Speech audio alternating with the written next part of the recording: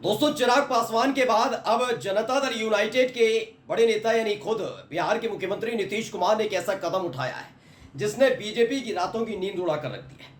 खबर यह है कि जनता दल यूनाइटेड ने अपने अंदर खाने उन नेताओं को ठिकाने लगाने का काम शुरू कर दिया है जो हैं तो जेडीयू के नेता लेकिन गुणगान करते हैं बीजेपी का, मोदी शाह का।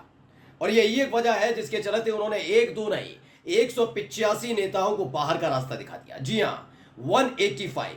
इस बड़ी कार्रवाई के बाद जनता दल यूनाइटेड में तो हड़कंप मचा ही है, साथ ही बीजेपी भी दंग रह गई है कि झारखंड विधानसभा चुनाव से ठीक पहले ये सब और बिहार विधानसभा चुनाव के ऐलान से पहले ये बड़ा सेटबैक बीजेपी को जेडीयू ने दिया है। नमस्कार, मैं हूं प्रज्वल गौतम और आप देख रहे हैं द पॉलिटिक्स मैन। आज की एक बहुत धमाकेदार खबर दिखाने जा रहा हूं। वैसे तो अब तक खबर पहुंची रही है कि चिराग पासवान 7 8 9 मुद्दे हो चुके हैं। अब तक 9 मुद्दों पर इस तरीके से बीजेपी पर या यूं कहा जाए मोदी सरकार पर हमलावर है कि घिग्गी बंधी हुई है बीजेपी की। मोदी सरकार समझ नहीं पा रही कि अचानक चिराग पासवान को हो क्या गया है। दरअसल मैं आपको लगातार बताता भी रहा हूं कि चिराग पासवान के सामने एक बहुत बड़ी बात थी। लोगों ने, खासकर ये जो मीडिया है ना, मीडिया ये बहुत माहौल बनाती रही कि चिराग पासवान मोदी से नाराज नहीं है, बीजेपी से नाराज नहीं है, वो नीतीश कुमार से नाराज है क्योंकि उनकी पार्टी लोक जनशक्ति पार्टी थी, उसके विधायक को तोड़कर नीतीश कुमार अपने साथ ले गए। लेकिन खबर ये नहीं थी, मैं हमेशा बताता रहा हूं, नीतीश कुमार को लेकर वो नाराज नहीं है, नाराज वो बीजेपी को ही है और खासकर मोदी शाह को। वजह क्या है? क्योंकि उनकी जो पिता की पार्टी जिसे तोड़ने का काम किसी और ने नहीं, मोदी शाह ने किया। एक ऐसा वक्त जब उनके पिता का निधन हुआ, पूरा परिवार शोकग्रस्त था, उनके चाचा दावेदारी कर रहे थे। चिराग पासवान को पूरा भरोसा था कि चूंकि पशुपति रामविलास पासवान है उनके पिता, साथ रहे मोदी शाह के, तो कहीं ना कहीं एडजस्ट किया जाएगा और चिराग पासवान का साथ ही मोदी शाह देंगे। लेकिन हो गया उल्टा। क्या किया? दिया उन्होंने पशुपति पारस का साथ। वो बात अलग है, पशुपति पारस भी ठगे गए। अब इन दिनों चिराग पासवान इंतकाम ले रहे हैं। लेकिन अगला नंबर लगा है अब नीतीश कुमार का। नीतीश कुमार ने 185 नेताओं को बाहर कर दिया। खबर पढ़ लीजिए, नवरा टाइम्स ने खबर छापी। नीतीश कुमार ने एक झटके में 185 नेताओं को किया बेरोजगार। अब जेडीयू में सियासी बवाल तय माना जा रहा है कि सियासी बवाल है। अब आप कहेंगे जेडीयू में रहकर जेडीयू की मुखालफत करते थे लोग क्या? जी हां, मैं नाम गिरा देता हूं सिलसिलेवार तरीके से। पहला नाम आता है ललन सिंह का। ललन सिंह के लिए आप कहते हो सकते ही हैं कि जनता दल यूनाइटेड के सांसद है, लेकिन एक भी जेडीयू के सांसद ललन सिंह के बयान से नीतीश कुमार सहमत नजर नहीं आए। अभी हाल ही में आपने देखा होगा कि वक्फ बोर्ड संशोधन बिल लेकर आई मोदी सरकार, उसको लेकर संसद के अंदर खड़े होकर खुद ललन सिंह ने उसकी काफी तारीफ कर दी थी, जबकि नीतीश कुमार से पूछा भी नहीं कि ऐसा ऐसा बिल है, इस बिल को लेकर आप क्या सोचते हैं, उसी पार्टी लाइन पर हम चलेंगे। जबकि नीतीश कुमार की तरफ से इस पूरे बिल को लेकर नाराजगी जताई गई। जेपीसी की बैठक में तो तय भी हो गया ना कि नीतीश कुमार की पार्टी साथ नहीं है इस बिल के। उन्होंने तो साफ साफ कह दिया, पहले मुस्लिम लोगों की चिंताएं दूर करो, उसके बाद लोकसभा में बिल लेकर आना। साफ साफ कह दिया। यानी ललन सिंह का वो बयान खारिज होता हुआ नजर आया। दूसरा, संजय झा। दरअसल आपको पता होगा कि जून के महीने में एक बैठक होती है दिल्ली में, राष्ट्रीय कार्यकारिणी की बैठक जनता दल यूनाइटेड की, और उसमें मनीष वर्मा जो फिलहाल आ गए जनता दल यूनाइटेड में शामिल हुए, लेकिन कहा जा रहा था मनीष वर्मा जो पूर्व आईएएस है और बहुत खासम खास रहे नीतीश कुमार के, उनको वो राष्ट्रीय कार्यकारी अध्यक्ष बनाना चाहते थे। यानी अपने उत्तराधिकारी के तौर पर नीतीश कुमार मनीष वर्मा को देखना चाहते थे। लेकिन खबर आई कि पहले जब सुबह पहुंचे और जैसे ही मीटिंग की शुरुआत हुई तब तक सारा पासा पलट गया। नीतीश कुमार को न चाहते हुए भी संजय झा को राष्ट्रीय कार्यकारी अध्यक्ष बनाना पड़ा। और संजय झा कौन है, किसी छिपा नहीं है, वो अमित शाह के खासम खास रहे हैं और ये दबाव कहीं ना कहीं बनाया गया था बीजेपी की तरफ से। यानी राष्ट्रीय कार्यकारी अध्यक्ष जैसे ही संजय झा को बनाया, जनता दल यूनाइटेड का एक बड़ा तबका बीजेपी के कब्जे में आ गया। यानी पूरी तरह से ग्रिप बनाने की कोशिश की जा रही थी जेडीयू की, और यही सारी चीजें नीतीश कुमार को पसंद नहीं आ रही थी। और देखिए नीतीश कुमार ने एक एक करके घर में से सफाई करनी शुरू कर दी है। खबर क्या, पहले पढ़िए।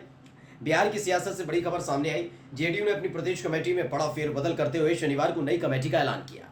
पार्टी ने करीब 15 महीने पहले ही 260 सदस्यों वाली बड़ी कमेटी बनाई थी, जिसे भंग करके छोटी कमेटी बनाई गई। नई कमेटी में 10 उपाध्यक्ष, 49 महासचिव, 46 सचिव, 9 प्रवक्ता और कोषाध्यक्ष शामिल है। पार्टी ने करीब 185 नेताओं को बाहर का रास्ता दिखा दिया है कि आपकी अब कोई जरूरत नहीं है। अब आप समझ गए खेल क्या है। दरअसल 260 लोगों की एक कमेटी बनी हुई थी। अब अंदर खाने ये देखने को मिल रहा था कि इन लोगों की जिम्मेदारी क्या थी। इन लोगों की जिम्मेदारी थी पार्टी का विस्तार करें, लेकिन ये क्या कर रहे थे, जिंदाबाद जिंदाबाद बीजेपी, ये तमाम चीजें पसंद नहीं थी। नीतीश कुमार कह रहे थे कि हम उनके सहयोगी जरूर हैं, लेकिन ये पार्टी बीजेपी नहीं है ना। जब पार्टी ही बीजेपी नहीं है तो आप उनके गुणगान कैसे गा सकते हैं।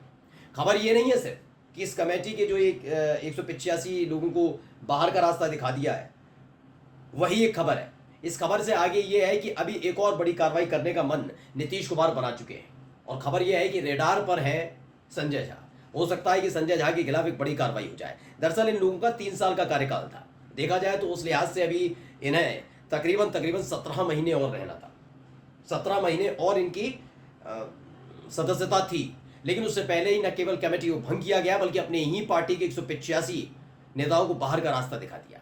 अब अगला नंबर माना जा रहा है जो मोदी शाह के खास हैं, संजय झा, क्योंकि संजय झा कोई भी एक ऐसा स्टैंड नहीं ले पा रहे हैं जिस स्टैंड के जरिए माना जा सके कि वो जेडीयू या खासकर नीतीश कुमार के खासम खास है।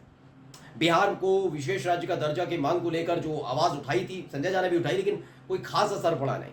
जबकि उनको उम्मीद थी कि दिल्ली में रहकर संजय झा एक बड़ा कदम उठाएंगे, ललन सिंह उठाएंगे कदम, नाराजगी व्यक्त करेंगे कि आपने क्यों नहीं किया, लेकिन उल्टा ये मोदी सरकार की तारीफ करते रहे। इस बीच चिराग पासवान ने जैसे ही मोर्चा खोला, वैसे ही नीतीश कुमार को लगा कि भाई 5 सांसदों वाली चिराग पासवान की पार्टी मोदी सरकार की बार बार फजीयत करा रही है, हर एक मुद्दे पर खड़े होकर मुखर होकर बोल रही है। राहुल गांधी और अखिलेश यादव जो जनगणना, जातिगत जनगणना की मांग करते थे, जो तेजस्वी यादव तो तेजस्वी यादव, साथ में नीतीश कुमार के लिए बड़ी उपलब्धि रही बिहार के अंदर, तो वो उसको कैप्चर करने की कोशिश कर दी चिराग पासवान ने। उन्होंने तो सरकार से मांग कर डाली कि जातीय जनगणना होनी चाहिए। यानी नीतीश कुमार ये समझ रहे थे कि देखिए 5 सांसदों वाले चिराग पासवान ये कर रहे हैं, जबकि मैं दूसरी सबसे बड़ी बैसाखी हूं जिनके दम पर प्रधानमंत्री बने हैं, तीसरी बार मोदी, मैं कुछ नहीं कर पा रहा हूं। ऐसे में अब वो ताबड़तोड़ फैसले लेने पर उतर आए हैं। खबर क्या है, शनिवार की सुबह पुरानी कमेटी हुई थी भंग। बता दें शनिवार की सुबह जेडीयू ने अपनी पुरानी कमेटी को भंग करने की घोषणा की थी। साथ ही नेताओं को राजनीतिक सलाह देने के लिए बनाई गई सलाहकार समिति को भी भंग कर दिया गया। कुछ ही घंटों के बाद नई कमेटी की घोषणा की कर दी गई, जिसमें पुराने चेहरों की जगह नए चेहरों को मौका दिया गया। बता दें कि 23 मार्च 2023 को जेडीयू ने 251 सदस्यों वाली प्रदेश कमेटी का गठन किया था। इसमें 20 उपाध्यक्ष, 105 महासचिव, 114 सचिव और गैर प्रवक्ता शामिल थे। बाद में कुछ और पदाधिकारियों को जोड़ा गया था, जिससे इनकी संख्या हो गई 260। आमतौर पर प्रदेश कमेटी का कार्यकाल 3 साल का होता है, लेकिन 15 महीने बाद इसे भंग कर दिया गया। और जैसे ही इसे भंग किया गया, वैसे ही मोदी शाह के खास संजय झा भी थोड़े घबरा गए, क्योंकि माना जा रहा है कि संजय झा को ज्यादा पसंद अपने पार्टी के राष्ट्रीय कार्यकारी अध्यक्ष के तौर पर पसंद नहीं कर रहे हैं नीतीश कुमार, क्योंकि जो पार्टी का राष्ट्रीय कार्यकारी अध्यक्ष हो वो ही अपनी नहीं बल्कि सहयोगी पार्टी का स्पोक्स पर्सन बनकर काम कर रहा हो, तो यकीन मानकर चलिए कितने दिन उन पर विश्वास किया जा सकता है। कुल मिलाकर नीतीश कुमार के एक कदम से बिहार की सियासत बुरी तरह से हिल गई है। अभी अगस्त में कुछ और महीने बाकी हैं भाई, खत्म नहीं हुआ अगस्त। लालू प्रसाद यादव की भविष्यवाणी सच हो सकती है। नमस्कार।